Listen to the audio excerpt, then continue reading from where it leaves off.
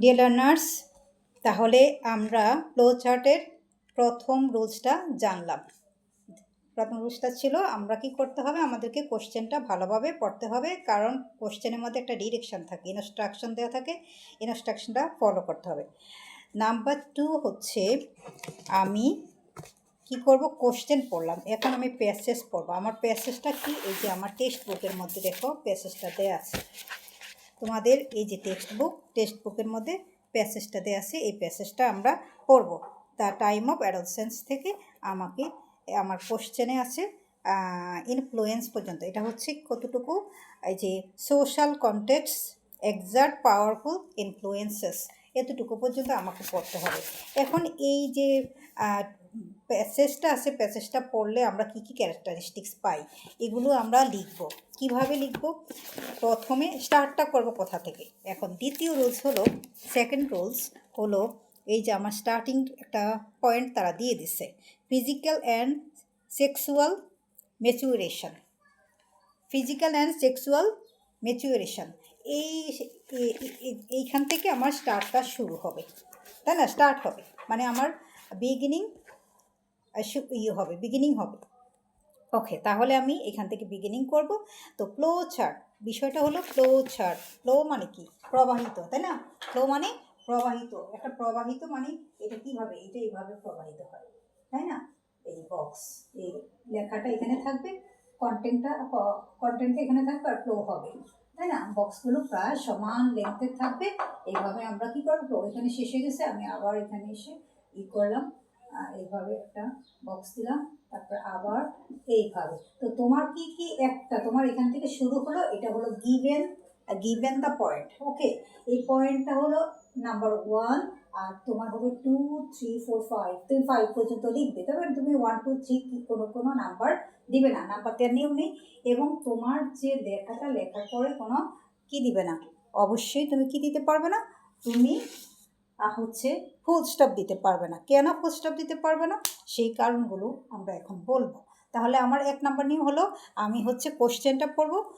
কোশ্চেন্সে আমার কি থাকবে, কোশ্চেনে আমার ইনস্ট্রাকশন থাকবে, কি লিখবো, কিসের উপরে লিখবো, মানে আমার লেখার বিষয়বস্তু কি। তো প্যাসেজ থেকে আমি কোন জিনিসগুলো কি করব, পিক আপ করবো। আমি জানলাম, একটা গাইডলাইন পেয়ে গেলাম যে ক্যারেক্টারিস্টিক্স অফ অ্যাডolescence। তারপরে আমি শুরু করব কোথা থেকে, শুরু করব আমার গাইডলাইন কোশ্চেনে দেওয়া আছে, যেই পয়েন্টটা দেওয়া আছে সেখানে সেটা তুলব, প্লাস আমার শুরু হবে নাম্বার 2 থেকে, এবং 2 থেকে এর পরের দিকে আমি খালি ধাবিত হব। আমি প্যাসেজের মধ্যে পিছনে যাব না, আমি এইখান থেকে যেটা ছিল, এখানে আসছে ফিজিক্যাল অ্যান্ড সেক্সুয়াল ম্যাচুরেশন, এই যে ফ্রেজটা, এই ফ্রেজ থেকে পরের ইনফরমেশনের দিকে ধাবিত হব। এবং আমার মোট ছয়টা গিভেন ইনস্ট্রাকশন সহ, গিভেন ফ্রেজ সহ আমি যে লিখব 5টা, মোট 6টা আমাকে এখানে লিখতে হবে। আচ্ছা, তাহলে আমরা জানলাম 3 নাম্বার পয়েন্ট কি। 3 নাম্বার পয়েন্ট বা 3 নাম্বার রুল হলো, আমার ইনফরমেশানগুলো যেটা দেওয়া আছে তারপরেরগুলো আমি লিখব। তারপরে এটা দেখা হলে পরের ইনফরমেশনে যাবো, এরপরের ইনফরমেশনে যাব, এইভাবে একটা ধারাবাহিকতা বজায় থাকবে। ঠিক আছে, ধারাবাহিকতা বজায় থাকবে, আমি কখনো পিছনে যাব না, সামনের দিকে ফ্লো হব। এই জন্য এটা হলো ফ্লো চার্ট, এটা সামনের দিকে ধাবমান। ঠিক আছে, তাহলে 3 নাম্বার রুলস জেনে নিলাম। এখন 4 নাম্বার রুলস এবং ইম্পর্টেন্ট রুলস, প্রত্যেকটাই ইম্পর্টেন্ট।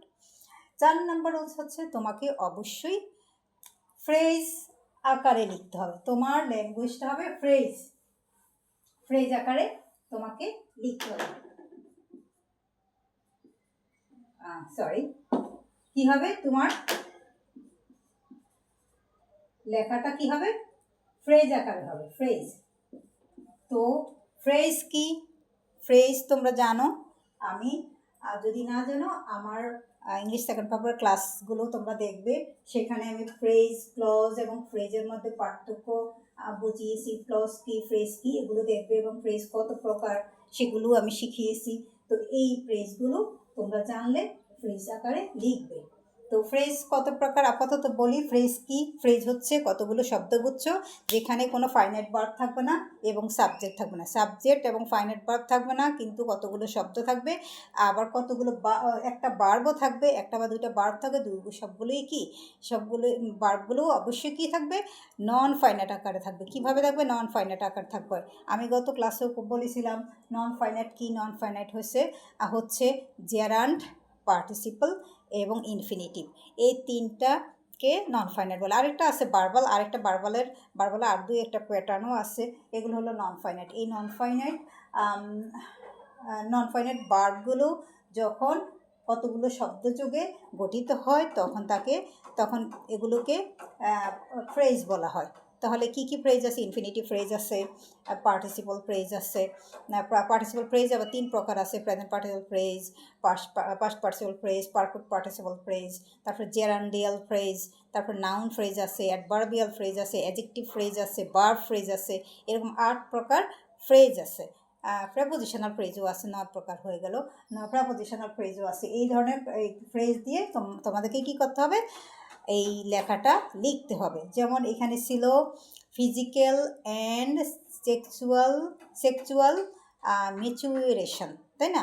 তো এখানে কোনো কি নেই, ভার্ব নেই, এখানে এটা নাউন ফ্রেজ। এটা কি নাউন ফ্রেজ ছিল, তাই না? ওকে, আচ্ছা, অ্যাডজেক্টিভ যুগে গঠিত হলো, এটা নাউন ফ্রেজ হিসেবে কাজ করবে। আচ্ছা, বা এটাকে অ্যাডজেক্টিভ ফ্রেজও বলতে পারে, যেহেতু অ্যাডজেক্টিভ ওয়ার্ডগুলো কম্পাউন্ড আকারে এখানে ব্যবহৃত হয়েছে। ওকে, তাহলে আমাদের এইভাবে আমরা পরবর্তী স্টেপে যাব, পরবর্তী ফ্লোতে যাব, পরবর্তীভাবে ফ্লোয়িং হবে, লেখাটা ফ্লো হয়ে যাবে এবং লাস্টে আমার নিজের থেকে 5টা যখন দেওয়া হয়ে যাবে তখন আমি লেখা স্টপ করে দেব। এই হলো বন্ধুরা আমাদের ফ্লো চার্ট লেখার নিয়ম। নেক্সট ক্লাসে আমি আবার একটা হাতে কলমে তোমাদেরকে করিয়ে দেখাবো। সে পর্যন্ত ভালো থাকো, সুস্থ থাকো, আল্লাহ হাফেজ। এবং নিজেরা প্র্যাকটিস করো বেশি বেশি, এবং অবশ্যই এই যে টেক্সট বুক পড়বে, এরকম গাইড পড়বে না, গাইড কম পড়বে, গাইড যতটা সম্ভব এড়িয়ে চলবে। গাইড হলো গাইডের জন্য, গাইডলাইনের জন্য গাইড দরকার, বাট এইখানেই সব পড়াশোনা করতে হবে এমন না। এই টেক্সট বুকের মধ্যে অনেক আছে, টেক্সট বুকটা ভালো করে জানো, ভালো করে বোঝো টেক্সট বুকে কী আছে, প্রত্যেকটা ওয়ার্ড ভালো করে জানো। তারপর দেখো বিভিন্ন এক্সারসাইজ আছে, সিতে কী বলছে, তারপরে এখানে কি লিস্ট আছে, এগুলো সব পড়লে তুমি নিজেই খুবই ভালো রেজাল্ট করতে বাধ্য। তুমি নিজেই ভালো রেজাল্ট করবে, রেজাল্ট তোমার কাছে ছুটে আসবে, তোমাকে রেজাল্টের জন্য টেনশন করতে হবে না। ঠিক আছে?